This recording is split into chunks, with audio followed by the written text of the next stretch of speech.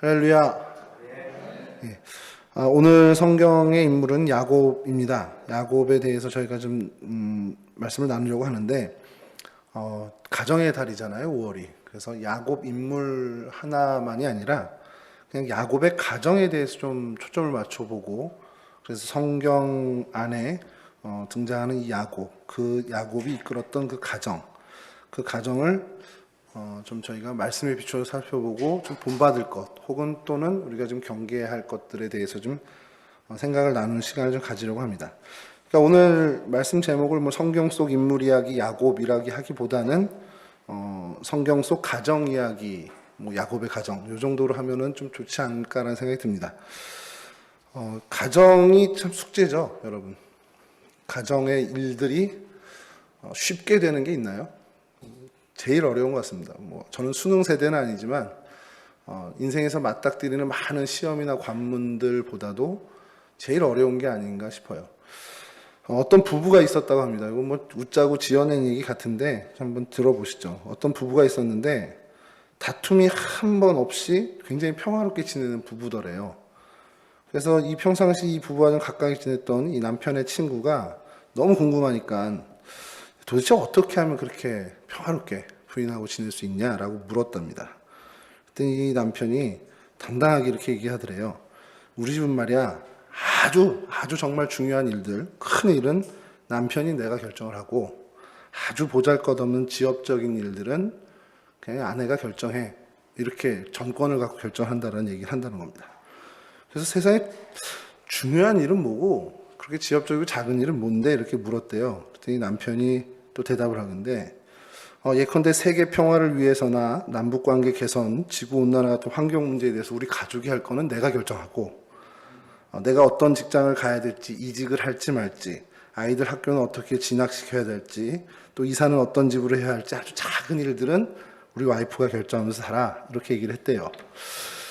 뭐 지어낸 얘기겠지만 요즘 세대를 좀 잘 표현한 거 아닌가라는 생각도 좀 듭니다. 남편의 자리, 아내의 자리, 전통적인 어떤 자리의 역할들이 있어 왔는데 그것이 사실은 지금은 무의미하죠. 오늘 저 아버님 댁에 잠깐 다녀왔는데 거기서 좀 잠깐 얘기가 나오다가 가씨가 8,000명밖에 없다는 저희 딸 아이의 얘기에 저희 아내가 저희 아들을 붙잡고 네가 결혼해서 애를 낳으면 걔는 가씨가 되고, 그리고 딸 아이를 붙잡고는 네가 결혼해서 애를 낳아도 걔는 가씨가 안 돼. 이제 그 얘기를 해줬어요. 그랬더니 뭐 이제 그렇게 얘기하다가 요즘 뭐 엄마성 따라가기도 한다더라. 저희 어머니가 갑자기 그 얘기를 하더라고요. 뭐 저 들으라고 하는 얘기인지 모르겠는데 저희 아이가 옛날에 고민을 했어요. 가예원은 안 이쁘다는 거예요. 엄마성 따라서 한예원이 이쁘대. 그래서 해라 그랬죠. 근데 이제 그렇게는 안 되는데 이제 법이 그렇게 되지 않고, 그것도 저는 어릴 때 한 번도 상상 못했던 일입니다. 아버지 성을 안 따르고 외가 쪽 성을 따를 수도 있다. 뭐 그거는 저는 뭐 좋은 현상이 될 수도 있다는 생각은 하지만 어쨌든 그런 일들이 저희가 기존에 갖고 있던 것들의 어떤 그것과는 좀 많이 좀 변화되고 있다라는 거죠. 이 뭐 웃자고 지어낸 이 얘기도 마찬가지입니다. 어르신들은 그런 집이 어디서 이렇게 하실지 모르지만 저희 세대만 해도 이제는 가능한 얘기야 라고 얘기할 수 있고, 제 다음 세대가 되면 당연한 거 아니야 라고 할 수도 있을 겁니다. 뭐 우리 가정사 일은 집안에 있는 아내가 다 결정해야 되는 거 아니야 라고 얘기하는 세대가 올 수도 있습니다. 아멘 안 하시네요. 근데 여러분, 그 전통적인 유대 가정, 히브리 민족은 어땠을까라는 걸 좀 생각해 보면 저희하고 좀 비슷한데 저희하고 조금 다른 부분이 있습니다. 자녀 교육에 있어서만큼은 저희하고는 좀 틀이, 그리고 결이 좀 달라요. 오늘 살펴본 야곱의 과정도 사실 이 관점에서 좀 바라보려고 합니다. 여러분들 정말 많이 들어왔던 인물이고요. 뭐 알만큼 다 아는 인물이 야곱입니다. 그래서 사실 좀 신선함이 떨어지죠. 저도 신선하지 않은데 오늘 말씀 본문도 신선하지 않아서 여러분 좀 지루할 것 같은데요. 그래서 아주 간략하게 좀 살펴보려고 합니다. 여러분, 야곱은 실제적인 이스라엘 민족의 시조입니다. 그러니까 아브라함부터 시작이 된 거는 맞지만 그거는 믿음의 어떤 그런 영적인 부분까지 다 포함해서고, 정말 실제적인 가계, 그런 어떤 족보, 이런 것들의 시작은 사실 그의 이름 이스라엘에 따라서 나라 이름이 국호가 정해지는 것처럼 이 야곱이 실질적인 시조라는 거죠. 유대인이나 뭐 히브리인이라고 하기도 하고요. 그 역사가 이 12아들로부터 시작됩니다. 그 지파 이름이 여기서부터 시작됐죠. 여러분, 이 민족의 가정교육은 세계적으로 정평이 나 있습니다. 뭐 우리가 다 뭐 그 책으로도 나오고 뭐 탈무드식 뭐 가정교육 뭐 유대인의 학습법 뭐 이런 책들이 정말 홍수처럼 쏟아져 나왔죠. 그래서 이 유대인의 교육이 탁월하다라는 것을 전 세계적으로 좀 주목하고 보게 됩니다. 대표적인 부분들을 좀 보면 기본적으로 자녀에 대한 관념이 저희랑은 다릅니다. 그냥 우리 애, 내 애가 아니라 하나님이 맡긴 하나님의 사람입니다. 이게 뭐 유대교나 기독교나 마찬가지죠. 그래서 그 정신이 거기서 왔고, 그래서 하나님이 주신, 그러니까 하나님이 주관자가 되고 하나님이 잠깐 맡기신 하나님의 선물이 된다라는 겁니다. 그래서 그 관점에서 출발을 하다 보니까 달라지는 거죠. 하나님의 축복을 받은 가정, 그 안에서 종교 교육을 시행하는데 그 내용은 단 하나입니다. 하나님을 깨닫고 하나님의 뜻을 실천하는 것, 이걸 가르치는 거예요.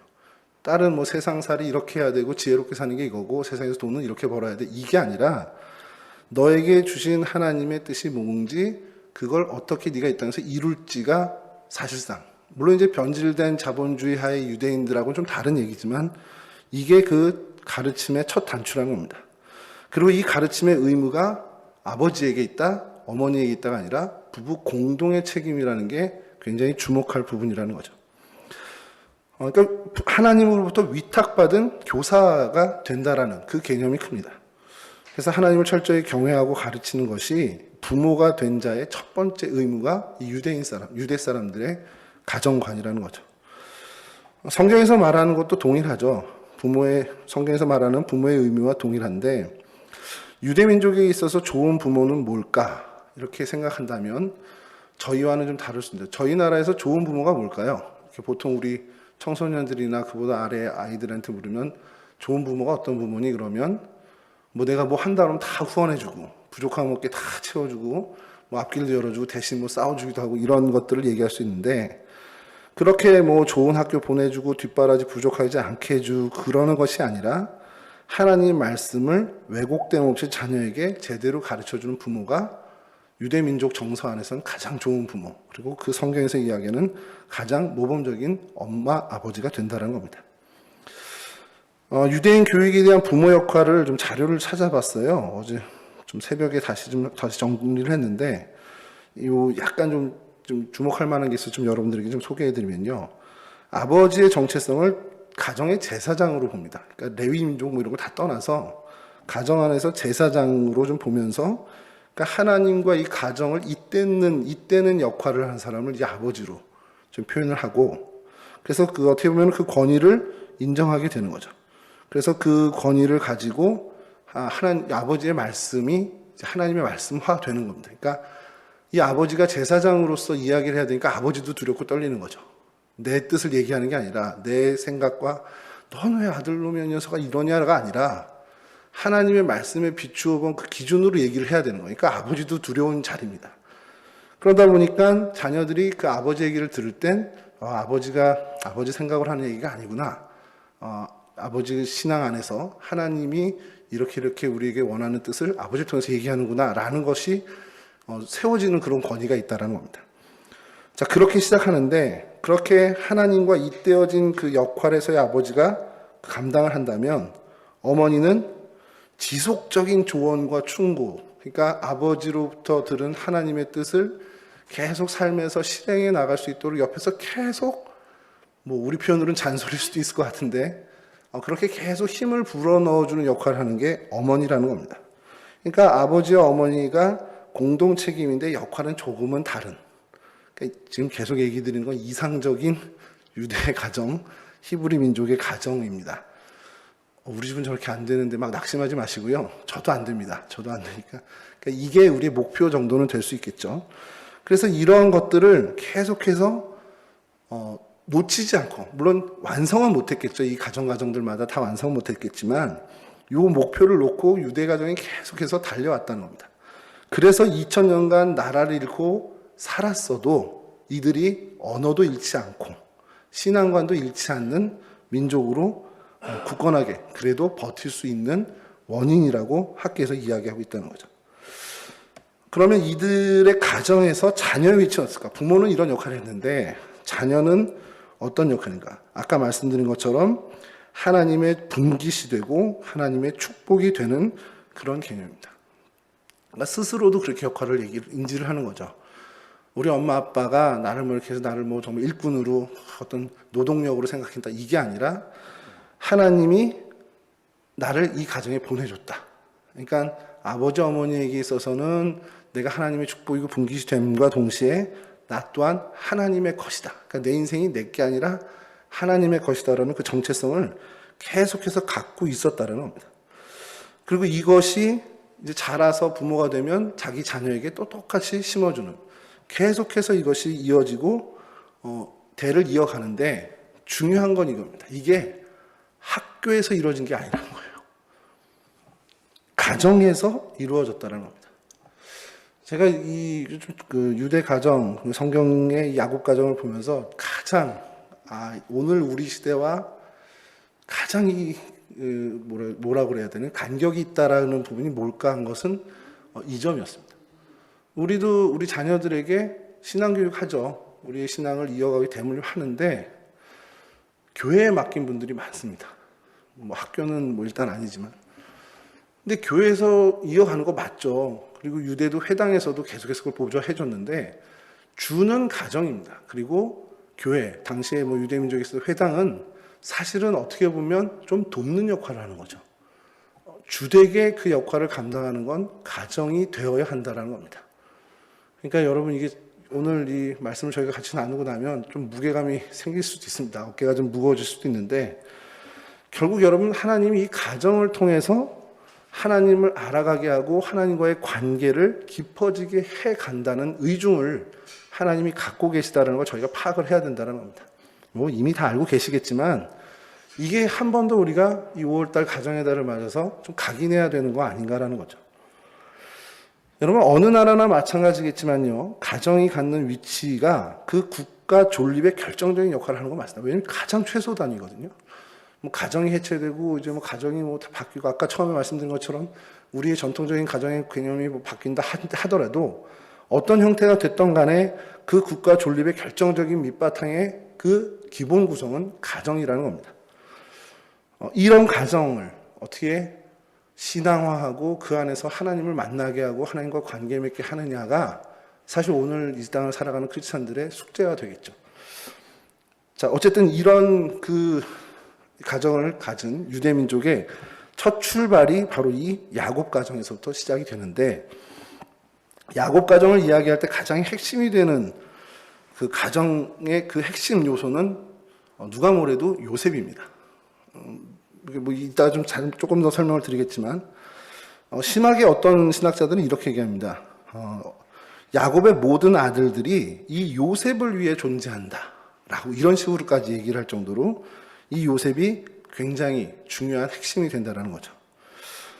그리고 심지어는 야곱까지도, 야곱 역시 요셉을 위한 어떻게 보면 연결다리 역할을 한 그냥 아버지 정도로 평가하는 경우도 있습니다. 그만큼 요셉에 대해서 그 위치와 중요성을 강조하고 있는 것이 사실은 그런 분위기가 있다는 거죠. 오늘 살펴보려고 하는 것은 12명의 아들들이 얽히고 설켰던 이 가정, 그 안에서 아버지와 아들들, 그 어머니, 이 가정들 서로의 관계가 어떠했는지를 한번 좀 배우고요. 경계할 만한 것들이 분명히 있습니다. 그래서 그 경계할 거 경계하고, 또 우리가 본받아야 할 것들은 한 번 더 우리의 진명교사로 삼아야 되겠다는 것이죠.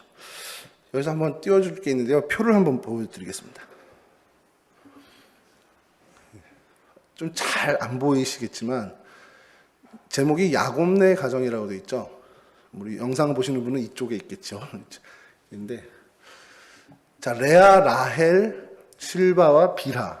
그러니까 정부인이 둘이고, 그 다음에 부인의 종들이 또 자녀를 낳았어요. 야곱으로부터 낳아서 총 부인이, 그러니까 우리식 부인이 4명이 됩니다. 레아가 라헬의 친언입니다. 당신이 바다나람에서 그렇게 결혼을 했는데, 루벤, 시몬, 레위, 유다까지 낳고요. 어떻게 보면 태가 다친 걸로 생각을 했습니다. 그래서 그 동생이었던 라헬이 그 언니를 질투하죠. 언니만 애를 낳고 나는 못 낳았어. 그래서 본인이 애를 못 낳으니까 자신의 종인 비라를 남편에게 줘서 아이를 낳게 해서 단과 납달리를 출산합니다. 그랬더니 레아는 본인이 이제 끊긴 걸로 생각을 하니까 자기도 자기 종을 야곱에게 줘서 갓과 아셀을 낳게 하죠. 자, 그러고 났는데 갑자기 레아가 다시 태가 열려서 이사갈과 수블론을 낳게 되고요. 그러자 이제 라헬이 절망에 빠졌는데 하나님이 그 찰나에 주신 아들이 요셉이었습니다. 그리고 또 시간이 어느 정도 지난 다음에 베냐민이 낳는데 이제 베냐민을 낳다가는 라헬이 죽고 말죠. 딱 한눈에 보시면 어떤 생각이 드세요? 저 집 모범적이야 이런 생각 드시나요? 딱 봐도 되게 시끄럽겠구나.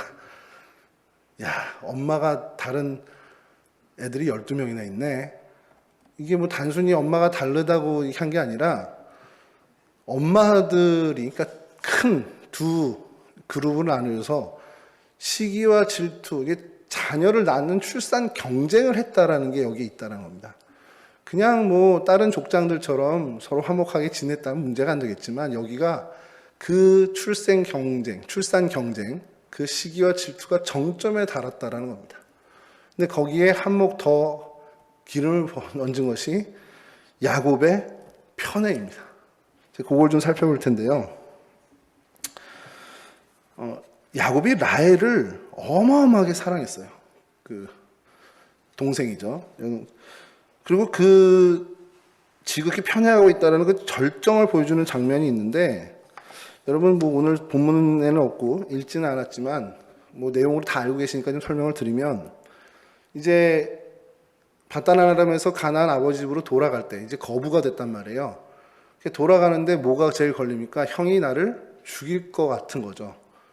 뭐 죽이면 어떻게 해요? 도망가야죠. 그래서 여러 때로 나눠요. 그러니까 그룹을 져서 나누는데 아까 말씀드린 그 여종들의 자녀와 여종을 한 그룹을 해서 두 그룹을 앞서 보내고 그 뒤에 어떻게 보면 정실부인인 레아를 그룹을 해서 보내고 그 뒤에 제일 끝자락에 라헬과 그의 아들들을 그룹 져서 보냅니다. 여러분 이거 그냥 그 자녀들이 봐도 알죠. 아버지의 마음의 중심이 어디 있는지, 아버지가 누굴 더 사랑하는지 그냥 그 행렬만 봐도 알 수 있습니다. 근데 그 행렬이 절정에 나타난 게, 그 편애가 절정에 나타난 게 그 행렬이지 일상생활의 성경에 기록되지 않은 모든 장면에서 이 편애가 안 드러났겠냐는 거예요. 정말 이 결정적인 이 시기에 이렇게까지 극명하게 편애하는 게 드러났다면 야곱의 모든 그 삶과 자녀들을 대하는, 자식들을 대하는 그 과정에, 그의 삶 자체에 그 편애는 완전히 녹아져 있었을 거고 그냥 정말 자연스럽고 일상적으로 드러났을 거라는 겁니다. 여러분 이 라헬만 편애했냐? 라헬이 낳은 요셉을 또 편애했습니다. 이건 너무도 잘 아는 얘기죠. 뭐 요셉에게만 어떻게 보면 색깔 옷을 입혀줬다라는 거죠. 근데 여러분 이 편애의 결과가 뭐였냐라는 게 성경에서 우리에게 중대하게 경고를 하고 있습니다. 부인만이 아닌 자식에 대해서도 그런 지나친 편애를 보여주고 그래서 요셉을 향한 이 편애가 우리가 뭐 설명하지 않을 정도로 어마어마한 편애를 제공을 하는데 그 결과가 뭐냐? 창세기 37장 4절입니다. 그의 형들이 아버지가 형들보다 그를 더 사랑함을 보고 그를 미워하여 그에게 편안하게 말할 수 없었더라. 말을 거칠게 합니다. 그러니까 하나도 자기가 까칠하게 얘기하는 거예요. 뭐 얘기하면 대화나 모든 거에 걔에 대해서는 다 까칠하고 예민하게 얘기합니다. 근데 그 이유가 걔가 나를 해롭게 하고 걔가 나를 뭐 귀찮게 하고 걔가 나를 성가시게 해서가 아니라 아버지가 나보다 쟤를 더 사랑해서. 그게 단 하나의 이유예요. 아버지의 편애가 그냥 요셉에게 완전한 따돌림과 미움으로 돌아왔다라는 겁니다. 이게 여러분 이 가족의 비극의 첫 시작이에요. 형들이 동생을 죽이려고까지 계획을 하고요. 아주 구체적인 계획을 합니다. 여러분 요즘 뭐 살인 뭐 언론에서 보도 나오는데 그게 과실치사냐 아니면 살인죄냐 이게 적용이 굉장히 민감하다라는 게 요즘 많이 나오고 있거든요. 과실치사와 살인이 형량이 너무 차이 납니다.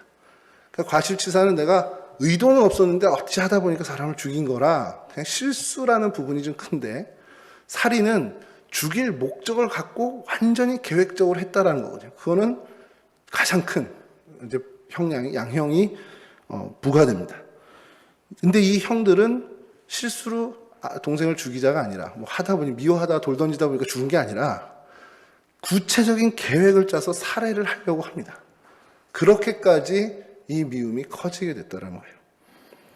여러분 이거요 굉장히 지금 덤덤하게 보고 계시는데 형제끼리 진짜 계획을 짜서 죽이려고 한다는 거 한번 상상해 보세요. 우리 애들이 우리 큰애가 작은애를 정말 계획을 짜가지고 무슨 어디서 약을 구하고 뭐 해가지고 죽이겠다. 여러분 상상도 못할 일이잖아요, 사실은. 그런 비극이 이 야곱의 가정에서 일어났다는 겁니다. 원인은 아버지 야곱의 편애 단 하나였습니다. 뭐 한두 가지 원인을 더 이야기하는 성경학자가 있긴 해요. 그 아버지 편애 플러스에 이제 보호막이 되던 라헬이 죽었잖아요. 라헬이 죽고 나니까 요셉을 보호해 줄 수 있는 아버지 외에 다른 세력이 없다. 그래서 이제 노출됐다. 근데 그거는 근본적인 원인은 아니죠. 어떻게 보면 보호막이 거쳐준 정도였는데 이건 정말 근본 원인, 첫 출발은 아버지의 편애일 수밖에 없다는 겁니다. 근데 여러분 그러면서 한번 좀 생각해 보세요. 야곱의 편애가 어디서 왜 출발했을까? 편애가 심했던 남편, 편애가 심했던 아버지. 근데 여러분 이전에 편애가 심했던 남편이고 편애가 심했던 아버지이기 전에 야곱은 어떤 사람이었습니까?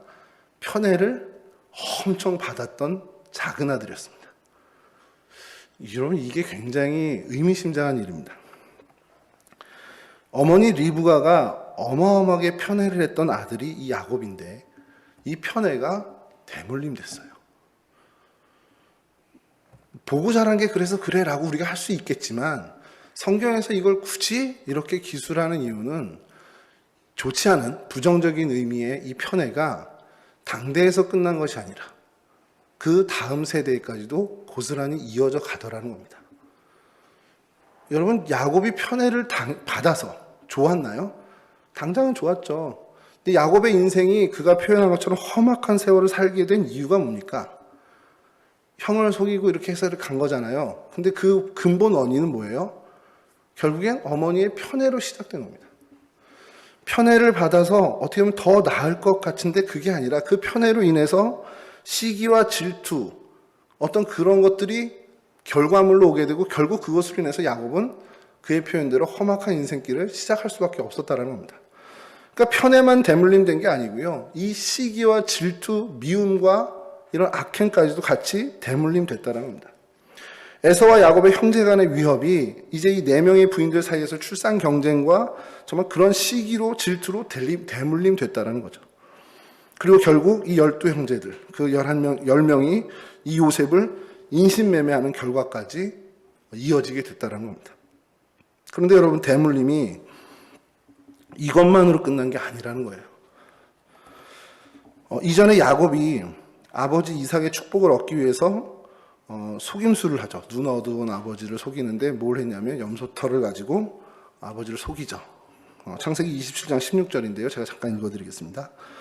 또 염소 새끼의 가죽을 그의 손과 목의 매끈한 곳에 입히고 이렇게 했습니다. 염소를 사용하는데 참 의미심장한 게 창세기 37장에 이렇게 등장합니다. 37장 31절에 그들이 요셉의 옷을 가져다가 숫염소를 죽여 그 옷을 피해 적시고 편애도 대물림 됐고요. 시기와 질투, 미움과 원망 이런 것들이 대물림 됐는데 이런 속이는 거짓도 똑같이 대물림 됐다는 겁니다.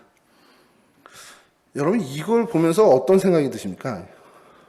이런 대물림, 편애가 대물림되고 갖가지 시기와 질투, 미움과 그런 것들이 대물림되고 또 속이는 일, 이 거짓까지도 고스란히 대물림됐다.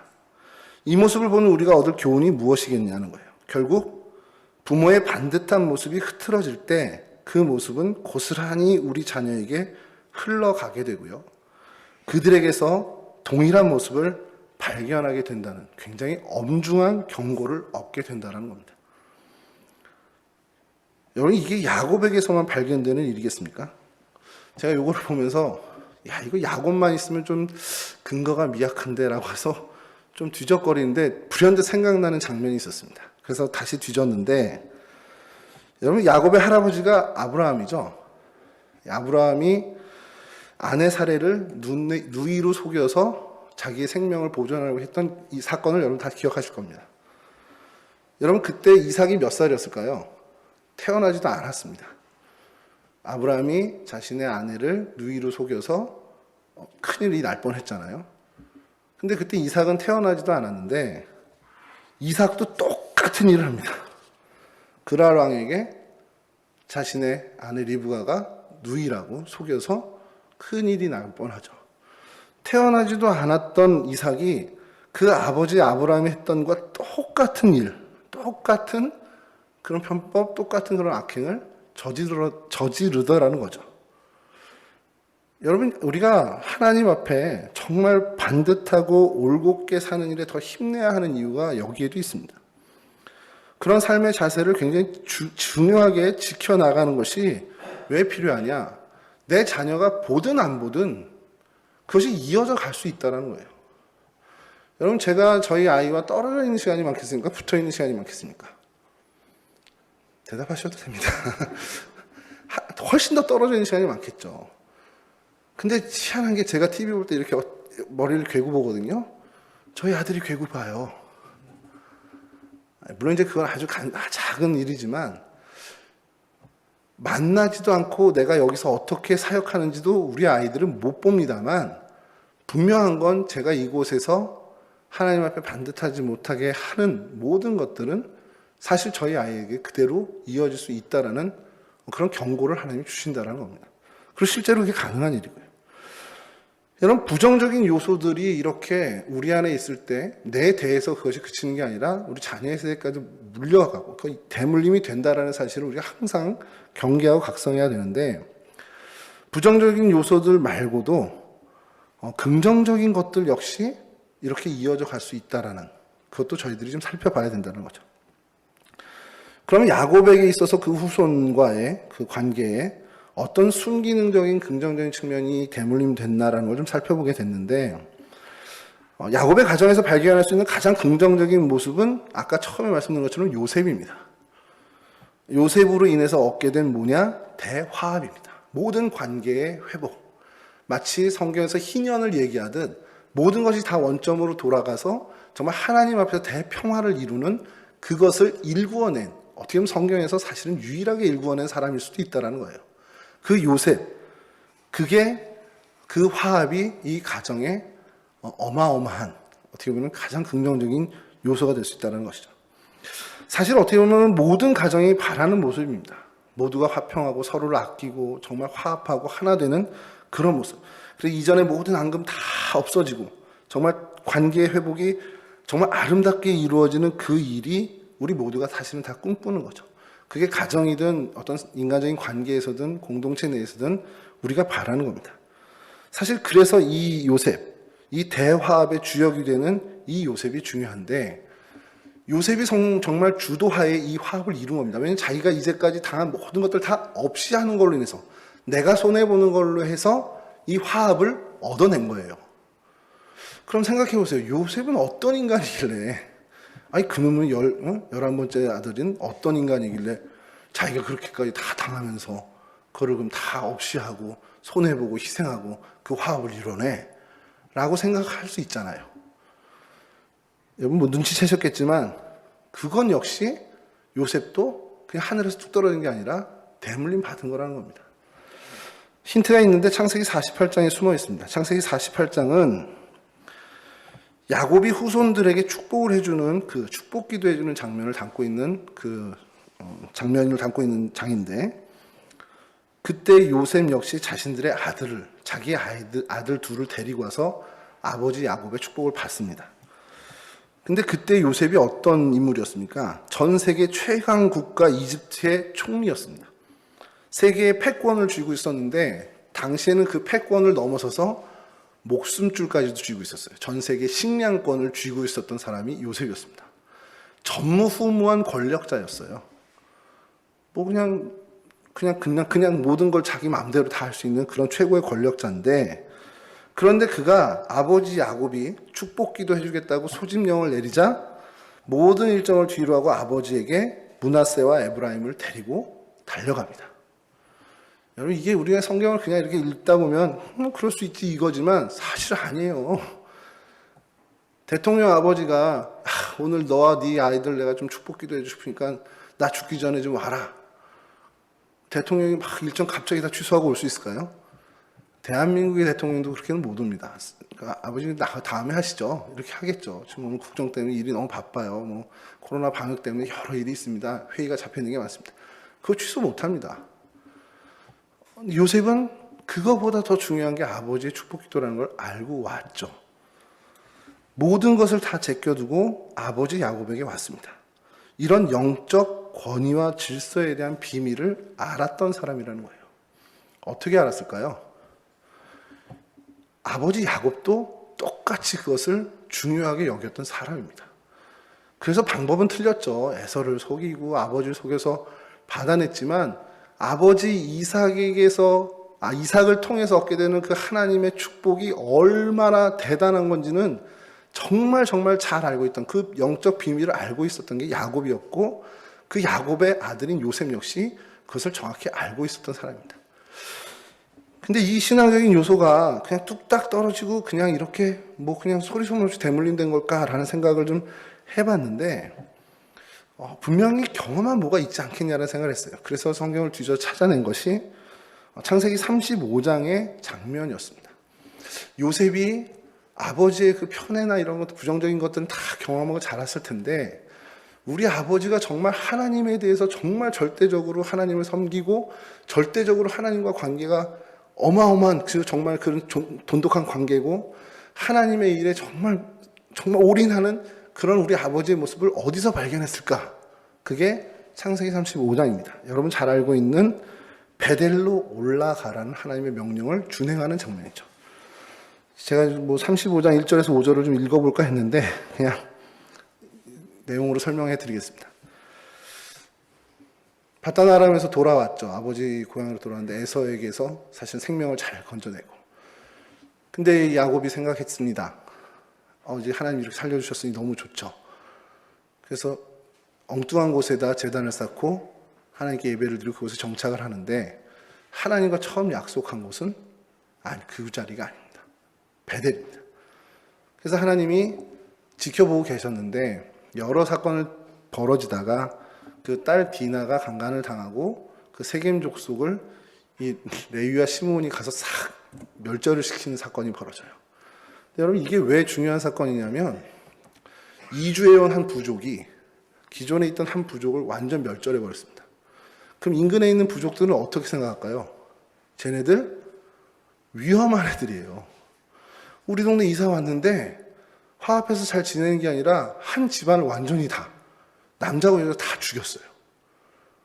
인근에 있는 부족들이 여러 집이 이거는 위험합니다. 얘네 가만 놔뒀다 우리 집도 당할 수 있겠네? 그럼 어떻게 하겠습니까? 그냥 순리대로 가면 연합해서 이사온 걔네들 죽여야죠. 야곱은 그걸 알고 있었습니다. 레위와 시므온은 우리 여동생이 이렇게 모욕을 당했는데 어떻게 가만히 있습니까? 이렇게 항변하지만 야곱은 이제 우리 집안 끝났다는 걸 안 거예요. 정확히. 그리고 실제로 그렇게 돼야 되는 게 맞습니다. 근데 창세기 35장은 이런 상황에서 야곱이 이제 하나님과의 약속을 기억해냅니다. 그리고 하나님이 야곱에게 일어나서 베델로 올라가라. 그래서 네가 네 형의 얼굴을 피해서 나와 약속했던 그때에 거기서 제단을 쌓아라. 이 약속을 준행을 합니다. 그랬더니 5절인데요. 35장 5절인데 그들이 떠났으나 하나님이 그 사면 고울들로 크게 두려워하게 하셨으므로 야곱의 아들들을 추격하는 자가 없었더라. 이 구절이 왜 들어갔겠습니까? 그 상황에서 얘네들은 죽을 수밖에 없는 정말 이 가정의, 이 부족의 완전 멸절의 위기인데 그때 하나님이 이들을 주변을 두렵게 해서 추격하지 못하게 하셨다는 거예요.